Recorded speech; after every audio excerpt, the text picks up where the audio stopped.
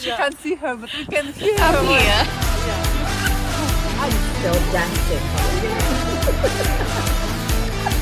Some other artists together. In common things, friends, in common, like amazing. Awesome. Hi, guys. Hello, Düsseldorf. We are here with our September show in the Radio Stream D.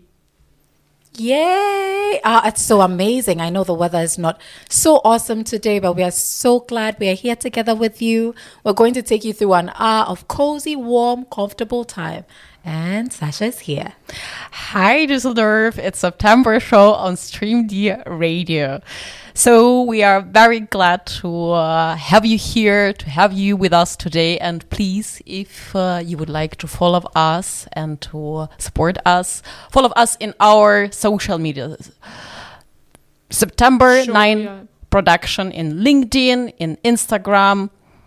And so let's get started. Yeah, let's go. I don't know. We have a special guest here today. You could King of England, maybe King of Shoes. He's definitely the King of Shoes for sure. So from working with iconic brands like Puma, Adidas, Clarks, and Birkenstock to founding the sustainable and timeless Oswen, we have the amazing, the awesome, the just perfect Paul Tudor, a true visionary in fashion. Thank you very much. You're very kind and also very flattering. So you ladies are very, very kind. Yes. So Thank happy you. to have you. Yeah, we're really excited to have you here. And we have been talking a lot about the fashion and how people starting the business, not only about the fashion, come from fashion like us, for example. And what was your aha moment while you have been working for Adidas and Puma and so, and you said, you know what? No, I want my brand. It's actually very simple. I was working for Birkenstock. COVID came along. So I left Birkenstock. And this was during COVID, which we all went through. And I just had a decision to make, what's my next step, what I'm going to do in my life, my next step in my career. Obviously, I've worked for some fantastic companies, very lucky.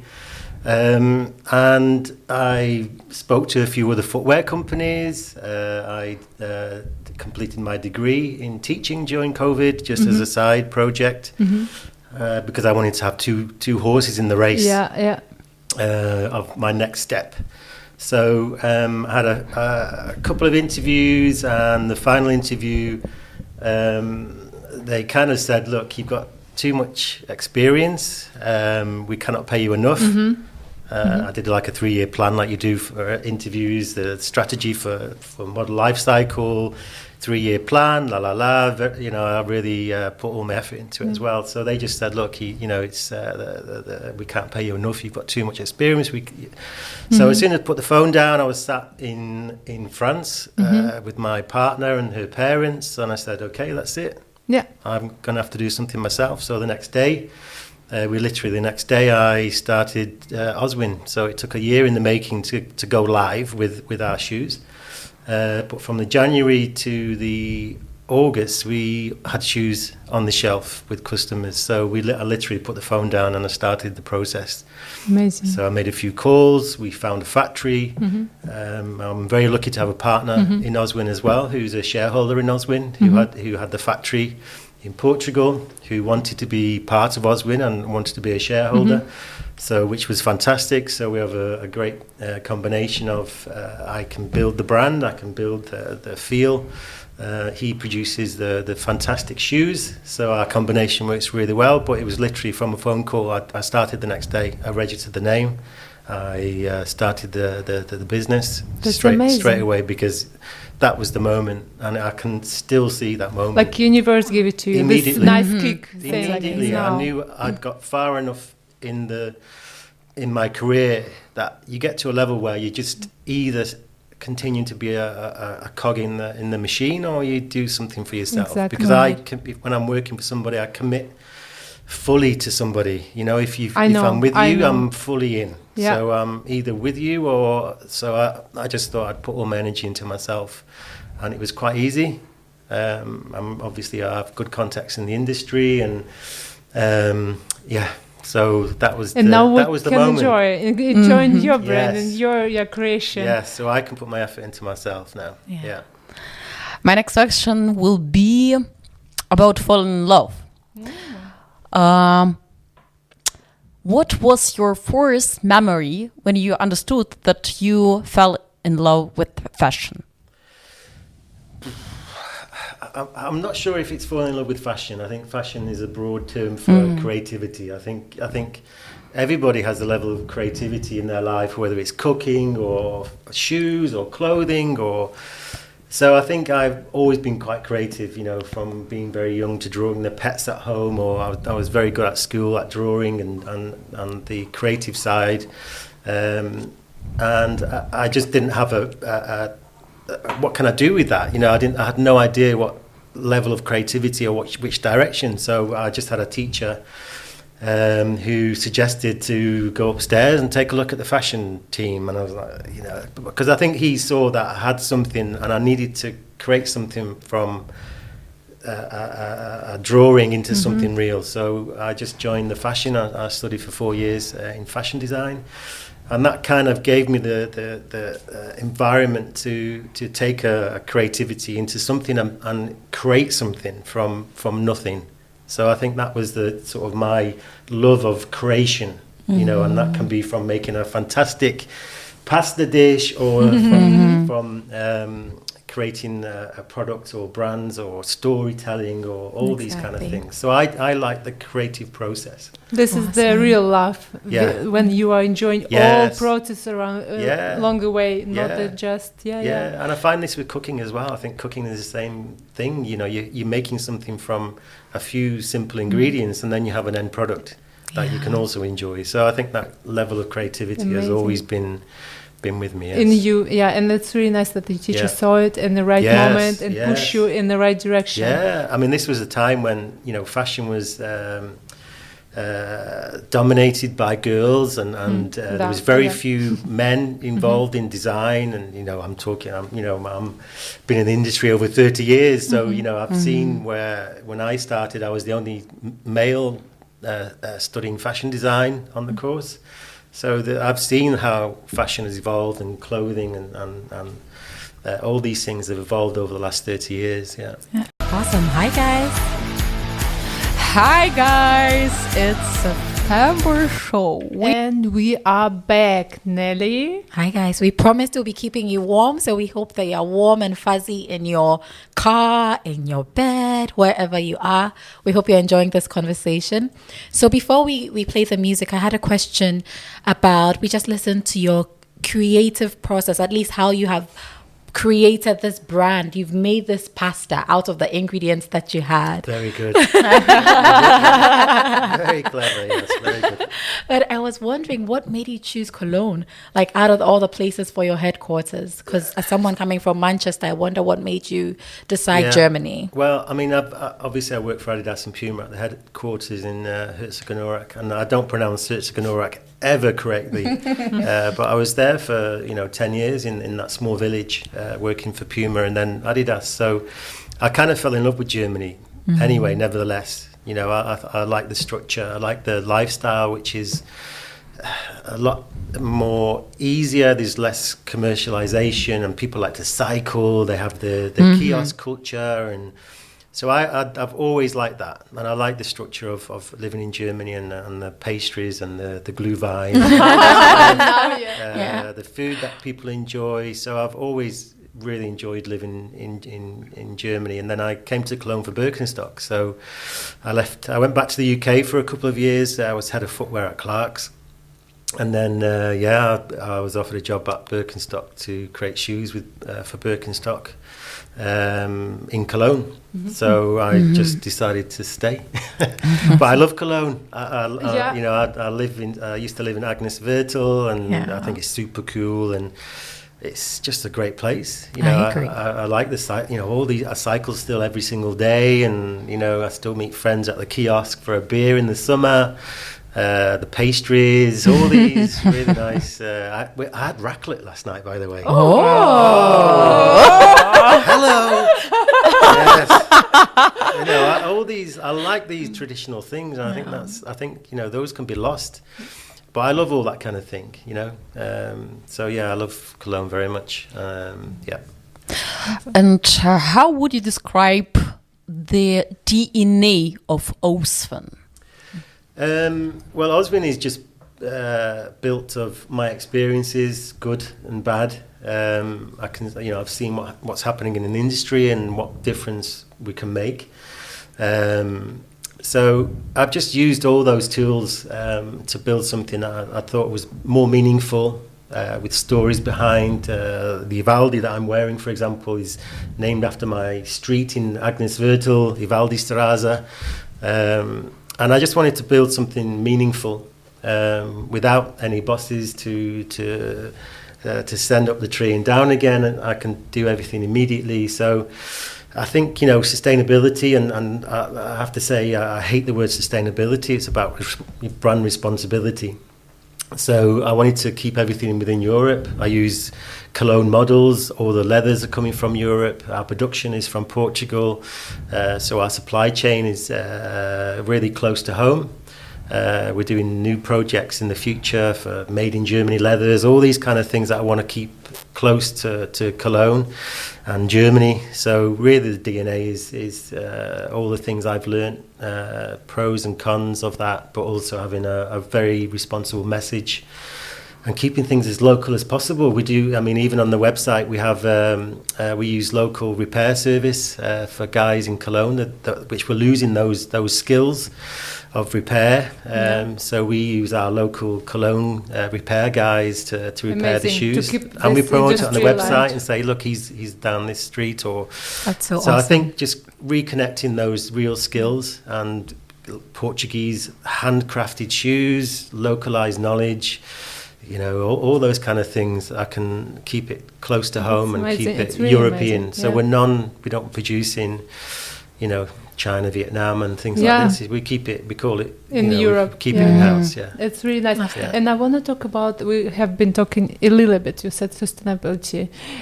What do you think, in your view, the biggest misconception about the sustainability? What people really see it as a sustainable, but in reality, it's just a label, but not the true about it. It's very, very simple for me. So I've seen over the years. We saw huge noise around vegan shoes. Okay, so vegan shoes are basically plastic. But I think the consumer kind of thought vegan was a good direction to go with footwear in general, which it isn't. Purely because it's plastic. The shoe is not going anywhere. It's not good for the feet because the feet become hot. There's no breathability. So the whole idea of the vegan, listen, I'm sure there are good vegan solutions, but if you actually look at the labels of the shoes, look at the content of plastic and all those kind of things, that's not good for anybody or the environment. So I think the whole misconception of sustainability and vegan shoes is we can see, because we have our own store in Cologne as well, the trend for that is completely dropping. Because people have realised they only last for about a year and a half. The plastic will peel away. They're not breathing. They're uncomfortable, and that trend we're seeing back to real leather shoes again, because they last 10, 15 years. I have a pair of 2 shoes in my store. One which is a vegan shoe. I'm not going to name brands because I don't think it's fair. I think we all will find a solution. For responsibility. European supply chain is the best one, by the way. Yes. But I have an example of a vegan shoe that a customer came into the store with, wore it for 1.5 years. The plastic was peeling away. His feet were hot, which then become sweaty and smelly. And I have an example of a shoe that I used to wear at the office at Adidas, which is 15 years old, leather shoe. The hook shot, which is a fantastic shoe, which we created for an account. And that's the difference. And I think consumers are now becoming aware of what they have on their feet. And actually the message around vegan shoes was a trend that many brands jumped on. Hype, hype. And to tick a box, that, vegan shoes are, that's the solution to responsibility, or the famous word sustainability. Eco, and then behind nothing, but and just actually you've probably noticed the noise around vegan shoes has gone. Because just any consumer who has a pair on their feet now or in their cupboard, just take a look at the label. That's all I suggest. Yeah. Awesome. Hi, guys. Hi guys, it's September show. And we are back again. We have been talking in our break about new generation and digital era. And my question is, Paul, what do you think,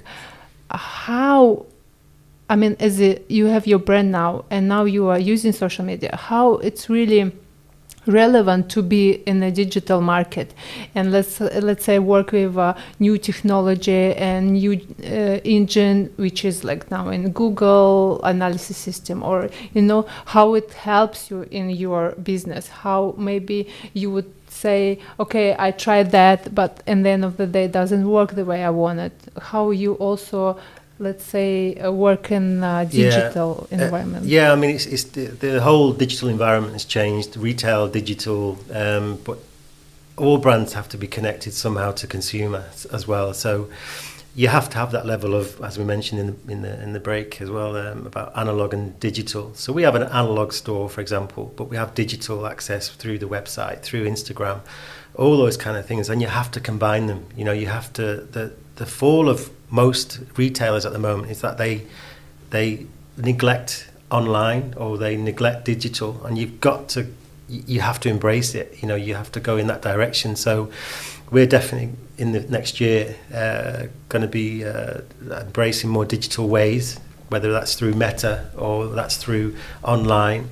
B2B connection online, brands can work together and half the pain and the burden of racing to the finish line or whatever you want to achieve. But I think there has to be a balance, because we're also on the high street. We have the store in Cologne, and you have to adapt because retail is changing massively. We're seeing lots of closures of stores. I mean, you can walk around Dusseldorf, unfortunately, or Cologne, or any city around the world now. There's many empty spots, and that's because things have evolved very quickly.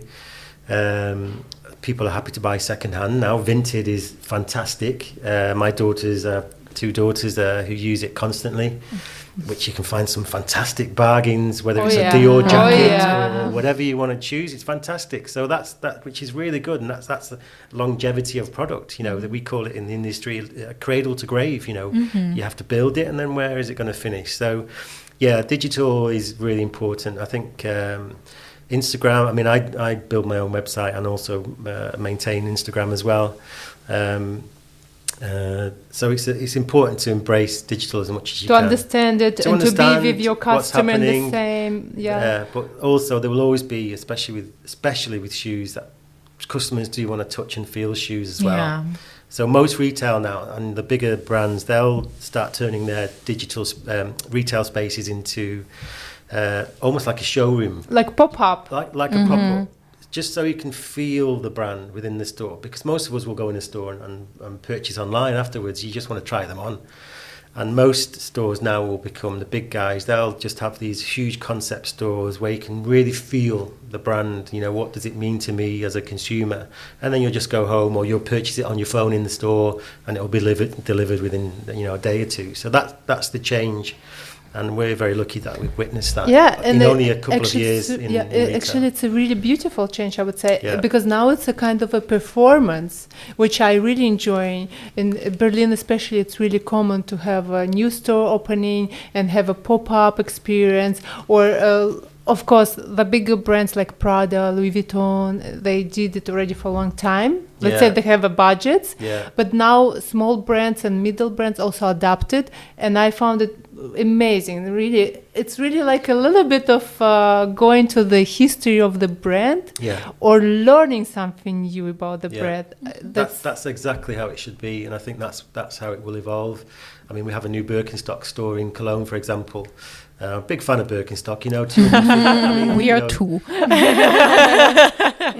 Like Adidas and Puma, two brothers, and Conrad Birkenstock, who started selling insoles around Germany himself and built the business. And they're actually older than the USA. Birkenstock, 250 years old. And yes, there will be, I think there is that kind of trend for pop-up stores, but I think they'll slowly evolve into actually concept stores where they'll engage customers in a different way. With the same language. Yes, to exchange. whether that's through music as well and things like this. Yeah. Totally. Thank you. Okay, guys, if you're outside and you want to join in, just call us. Call us on 0160 975 40743. I'll say that again. 01609 754 0743. Join us, call in, let's talk. Join the conversation. We are Send open. us SMS and comments. Send us SMS and comments as well.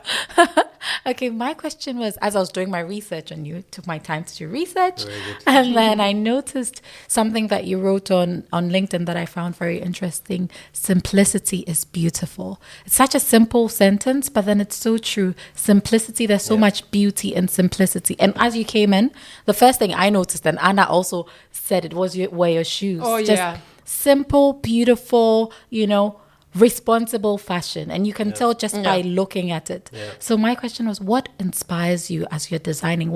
How do you design? Where do you go to in your mind, in your heart, to bring up these beautiful products? Yeah, I mean, I design the shoes as well. So it's, you kind of have an idea. You want something to connect to the consumer. And you want to, and I mean, obviously I'm the owner and founder, so I have my own personal preference to what I like to wear. And I think the trend for like brown, we call it brown shoe.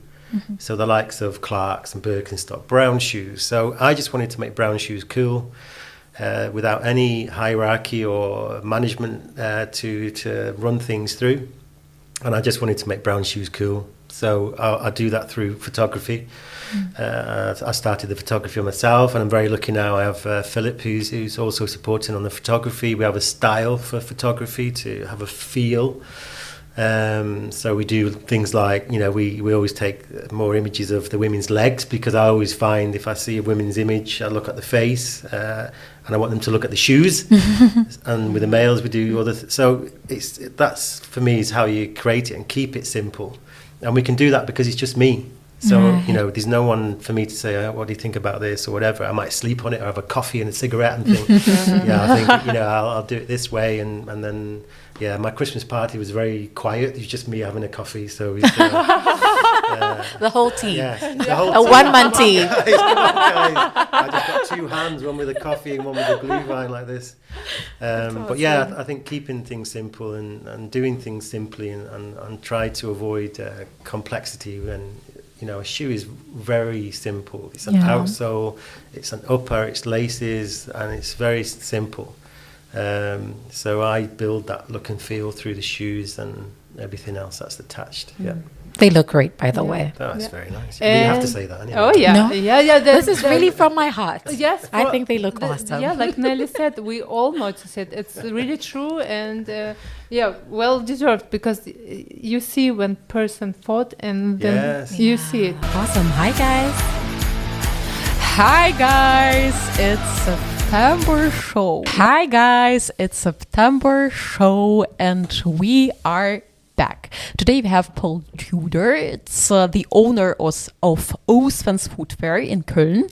And the next question I would like to ask, it's about identity. For example, when we talk about shoes, it's not only accessories. It's just like it's some kind of identity. For example, I have one long skirt from COS, and it's long leather skirt. And I had sometimes just like an imagine, so I don't know what kind of shoes would I like to wear. And then I put some sneakers, and I caught this, that it was amazing, and I felt sexy. Yeah. And do you think that, do you think footwear plays in competing an outfit? So it just like an accessorize, or it's a very, very important, or it's just like statement. What do you think about this? Absolutely correct. So when I was studying fashion, I did a dissertation on shoes and sexuality. Oh my God! This, if you've ever even thought about how that relation is, just take a look at people's shoes and how they wear them, because they make a choice of the shoe and of how they feel. Yeah. So if you have a man, just have a quick look at his shoes, and if he's carrying some shoes that Okay. Yeah. We're ready today. We're ready today. Okay. he's not, or she wearing shoes that you need to work on that. You can tell a lot by people's feet, and you definitely make a very conscious decision before you leave the house on what shoe you're wearing and why you're going to wear it. So it could be a high heel, or it could be a sneaker, or it could be a coloured shoe because you're wearing black, or something like that. So there's absolutely a connection to sneakers, and it's why people queue around corners to buy exclusive sneakers. It's a feel. It's a different feeling, shoes and sneakers. And I think that's really important. So when you're wearing your leather dress, you're kind of like, okay, how can I feel sexy today? Maybe I'm going to wear my high heels or boots or something, or maybe actually I want to wear just a sneaker or do something different. Or complement it with something. Yeah, but it was just like the right shoes for me, because I put some I put some body, some long leather skirt, one sneakers and red lipstick, and that's why I came outside in Altstadt, and I was just like, every bread show I put $14,000 on my shoes. It was just like the spirit of that day. So but there is a connection and there's a reason for it. Yeah. Good choice in clothing. Very, very nice. I just want to tell my husband, if you're listening, we're going to Oswen this week. We need new shoes for your feet. Well, the problem is, really, and this is absolutely honestly, most men will buy one shoe and wear it to death. Absolutely wear it to death. And the amount of guys who come in for Oswen shoes into the store, that they walk out with the shoes, and I say, look, buy 2 pairs and make a rotation. Yeah. There's a reason why women have 10 or 15 pairs of shoes, because you have to make a rotation. Exactly. It's good for your feet, and it's good for the looks. Exactly. Most men will wear one to death, Yeah. and then they'll go back and buy one more to death. So you need a rotation anyway, and I think people are slowly understand it. Not all men maybe the wife might buy them a pair of sneakers or shoes or something. We'll just do that then. That's for sure. And by the way, it's a Christmas time, guys. Christmas This is nice to visit the store and really buy something. Drag that's your for man sure. into a store somewhere and put some reasonable shoes on Oswen. You know what we mean. Listen, I have my favourite brands too. I think, but just wear some quality shoes. Yeah. Can I say something? I was growing up with a beautiful mom of mine, and she was always wearing great shoes. She had high heel shoes. Yeah. She has that shoes, leather shoes, these shoes. She would bring shoes from any country she visited. Really a big collection. And as a child, as a girl, I was growing up and I was thinking, oh my God, how beautiful. I don't know, in my head when we started to talk about shoes, it was only shoes, because I remember me, little girl, walking behind my mom, and she would have this high heels, and I would think, oh, how beautiful it is. And what I want to say, that the women, like all generation women, they really knew how to present themselves, how to wear the shoes, what does it mean. My mom had a really strong collection. I really took half of it. She was really annoyed with me. But you know what I mean? This culture. Fully. I mean, even everything is connected to experience, and even we call it the box experience. So when you open a shoe box, that smell of new shoes, you remember those things, So we've created like a box experience. We have a little surprise at the bottom of the box for customers to discover. And I still remember as a teenager having those new pair of sneakers or something, and the smell of the box when you open it, and the story of things inside. I mean, there's a reason why there's a huge sneaker market of collectors of shoe boxes. For example, there's Puma used to have a green box before the red box. So this kind of archival green box is going back again. Right. So there is a whole box experience and smell, and you just remember that stuff. Definitely. Like what we've been talking, like in my head, I just really, Because I had one present from my mother as I turned 18. It was the shoes from Jimmy Choo. And when I put this, every time I put and wear the shoes, I feel like I'm on the right place, and it brings me so much sexuality, so much empowerment, and you walk like, I don't know, like Lady Gaga, sorry, but you feel like queen. And for example, my father, he's professional football player, and so Anna, your mother had a collection, but my father had a collection of Adidas, Nike, Pumas, and he said he was like a child. He was just like, oh, my new sneakers. I'm going to play the football tonight. He was playing all the time, but but it's some kind of experience you feel. It's completely true, because high heels are not comfortable. I mean, they're really not. Oh, for my mom, it's always comfortable. I've tried them one or two times, and listen, ladies, they're not for me, okay? But, it's how you feel when you're wearing them, you know. So that's the difference. You know, you are connected to your shoes, and differently than you are to t-shirts or clothing. That's true. You know, because there is a real conscious decision to it's make. also change your posture as well. It's like everything. Yeah, well, I mean, you get, you know, with high heels, you get longer legs. It structure elevates you. And we've actually put a higher heel on our shoes, on Oswen shoes, to keep the posture straight. So the heel is quite thick, actually. Awesome. Hi guys. Hi guys, it's September show. Hello.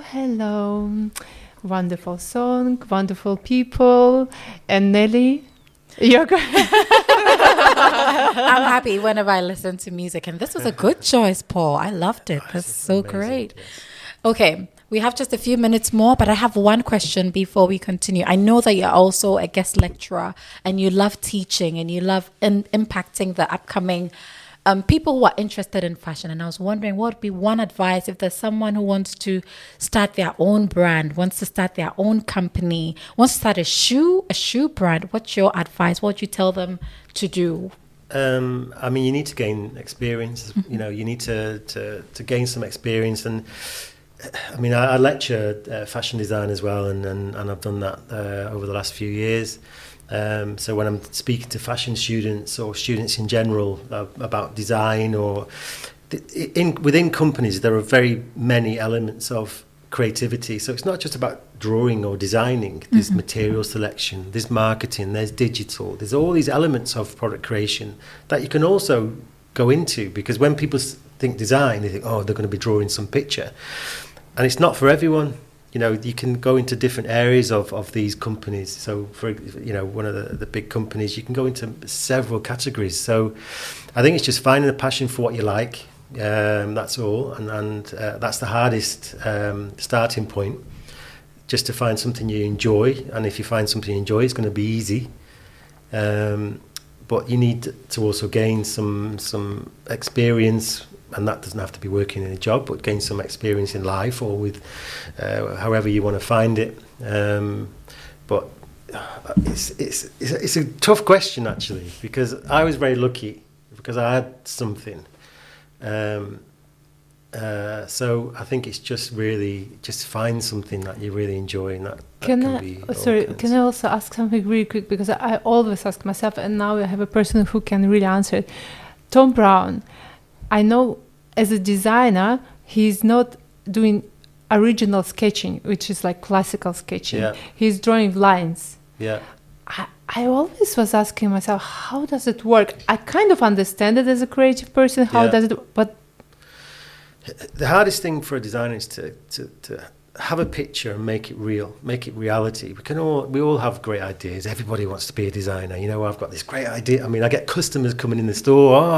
Why don't you try and do this or do this? So everyone would love the idea to design something, and it just, it's changed very much from hand designing to digital designing. It could be an example that you have, and you say, I really like the element of this, and let's try and incorporate this. Or so it's not just about fashion drawing, which when I was studied for 4 years in fashion design, it was fashion illustration. Of course. Was all the old school way of drawing and designing. It's completely changed now. So it's actually not difficult. You know, I think if we all were asked to draw a T-shirt, he would probably draw a t-shirt quite easily. But you need to build a story around it, a concept around it, a reason for it to live. And we used to call it like the 5 W's: what, why, when, who, and how. You know, and you need to ask those questions when you're designing. You know, you need to, why have you designed that? You know, you need a story to tell to the customer. You know, you can't just draw a pink shoe or something like this. And you need to build this concept around it. And even at Puma, for example, you know, we had football kits that we were working on. I was product manager then. You need a strong concept to land a story, and storytelling is really important on all aspects of design. Yeah. And attaching a concept to that story, and then it starts to live. You know. I cannot ask. I'm sorry, I cannot ask. But what do you think? What is your thoughts about Nike drop on the market It's now? just a trend at the moment. We're seeing, like as I mentioned, brown shoe trend is coming up, sneaker trend is coming down. A lot of brands invested in vegan. The trend for that's coming down. I think people have discovered other ways of repair. And what was the website I mentioned where my daughters buy old and Vintage. Vintage. Vintage Yeah. is, you know, these kind of categories are growing as well. So yes, it's just a cycle. It's like Birkenstock cycle. They go through trends of brown shoe and then down. Sneakers come up. Brown shoe comes down, so it's just a cycle. That's but they all also it is. have a really strong classical summer models, like styles, Yeah, which are really top. I think for 5-7 years. Like, you're talking about Birkenstock. Yeah, the Boston is Yeah. a great shoe. You know, it's a really nice shoe actually. So the trend comes, and with trend comes the brands alongside. So heritage is really strong now. So the brown shoe heritage brands are coming back again. Brown shoe is also Oswen, so it's good for us. And the sneaker trends come down, maybe because it's no reflection on Nike as a business or anything like this. It's just the sneaker trend is coming down. Okay, yeah. Because I agree. I think there's less Yeah. real stories Yeah. happening, but that will come back. Yeah. True. Right. So girls and boys. And women. Thank you so much for being with here today. Thanks, Paul, for coming. It was very nice to spend the time with you. My pleasure. And know so much. Yeah, it's For real, so impactful. It's So okay. impactful. I'll send an invoice. Yeah, I mean, we're open. No, but also for you three ladies, you know, to start your own project here. You know, well done and keep going. You know, Thank keep you. fighting. Thank you. It's going to be tough. I say to my daughters, get the eye of the tiger. And keep on track. You know, it's not easy. No. So it's a pleasure for me to come and see and hope the best for you. You started in September. Yeah, Yes. September. Yeah. So yeah, keep working hard and keep on it. Oof. I just wanted to also add, like, it was what shows how great a person you are is how you received my call when I called you. And I think that speaks volumes about who you are. You were just so open and so accepting, and you hadn't heard from us before. You didn't know who we were, but you were so open and we loved it so much. So thank you. We want everyone to go follow Oswen. If you haven't followed them yet, Oswen Kern on Instagram, you need to follow. You need to go to the shops. The headquarters is in Cologne. They are easy to find. You can find them. Follow them. Follow us. We are everywhere. We're on Patreon. You can buy us a coffee if you're enjoying this. We are on LinkedIn. We're on Instagram. Everywhere. September 9 production. Awesome. Hi, guys. Hi guys, it's September show.